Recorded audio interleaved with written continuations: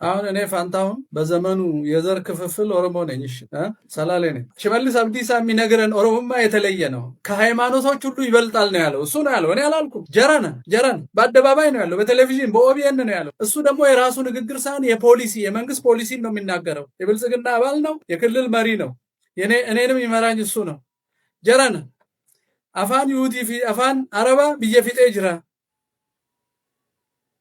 ኦሮሙማን አመንቶተ ከና ሁንደ ኦል ተውሳ ጀለቡሬ ለፈገኘ ጅራ ማለት ኦሮሙማ ከነዚህ እምነቶች በላይ ሁሉ መሆኑን ወስነን ያሳደርነው ነገር ነው ብሎ ፖሊሲ መሆኑን ነግሮናል። አንድ ነገር ከሃይማኖት ይበልጣል ከተባለ ራሱም ሃይማኖት ነው ማለት ነው። ራሱም ሃይማኖት ነው፣ ይበልጣል ነው የተባለው ጭራሽ።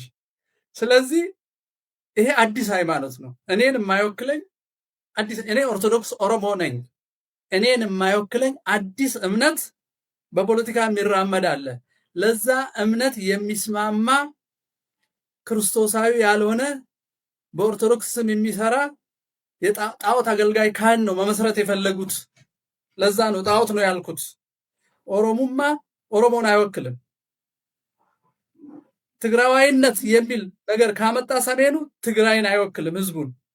አማራነት የሚል ሌላ ጠባብ ነገር ከተው አማራን አይወክልም። ሲዳማነት ካለ ሰው ሲዳማን አይወክልም። የፖለቲካ ልሂቃን በአይምሯቸው ፈጥረው ርዕዮተ ዓለም አድርገው ህዝብን አስከትለው ስልጣናቸውን ለማቆየት የፍልስፍና ፍለጋ ውስጥ ሲዳክሩ ሰውን የሚያሳምን ፍልስፍና ሲያጡ በንዑስ ማንነት የብሔር ስም ልክ አዲስ ምናባዊ ሃይማኖት ፈጥረው ሁሉን ሲያያይዝ የኖረ ሃይማኖትም ሰንሰለት መቆራረጥና የራሳቸውን መንጋ አስከትለው ማጥፋት የፈለጉትን ክፍለ ህዝብም ሆነ ሃይማኖት የሚያጠፉበት አደገኛ ጣዖት ነው።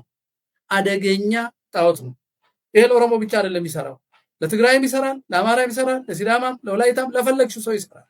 ከሃይማኖት የሚበልጥ ማንነት የሚያመጣ ማንኛውም ፖለቲከኛ ጣዖት አምላኪ ነው። እነሱን የሚከተል ሰው ካህን ከሆነ የጣዖት ካህን ነው። በዛ መልክ ነው መታየት ያለበት። እኔ አይደለሁም ያልኩት፣ ራሳቸው ናቸው ያሉት። ይጽፋሉም እኮ ኦሮሞማ ከሃይማኖት ይበልጣል፣ ትግራዋይነት ከሃይማኖት ከኦርቶዶክስ ይበልጣል፣ ሃይማኖት ሊቀየር ይችላል፣ የኛ ዘር ግን አይቀየርም የሚሉ እኮ ሰባኪዎች ስልጣን የያዙበት ዘመን ነው። ፖለቲካ የሚመሩበት የጉድ ዘመን ነው። የጉድ ዘመን ነው። አዲስ ኪዳን ተምረን 2000 ዘመን ካሳለፍን በኋላ በእስልምና 1400 ነው ምናምን ዓመት ካሳለፍን በኋላ ሰው የራሱን ጣዖት ለስልጣን ሲል ፈጥሮ ህዝብ የሚከፋፍል ከሆነ ያን የሚያገለግሉ ካህናት ሁሉ በቋንቋ ስም ያሳብባሉ እንጂ ካህናት ጣዖታት ናቸው።